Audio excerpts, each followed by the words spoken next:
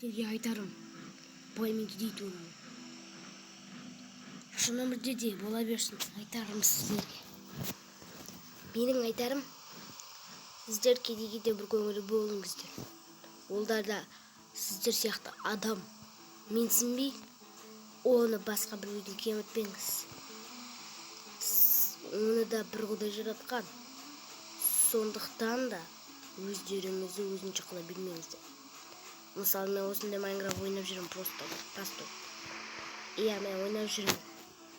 Бірақ та кейбір айтады, менде күшті Майнкрафт бар, күшті деп таңғалады. Ода ғана тек заттар бар. Ал мына Майнкрафттан бұл жерде заттар бар. Тек жарты заттар жоқ. Бәрібір біз үй соғып жүреміз. Сондықтан да сіз бай болсаңыз, кедейді өзіңізден сіз бай болсаңыз, ол кедей болса, ол өзін кемсітіп мұңайып қалады. Сондықтан да әркімді ренжітпеу жөн.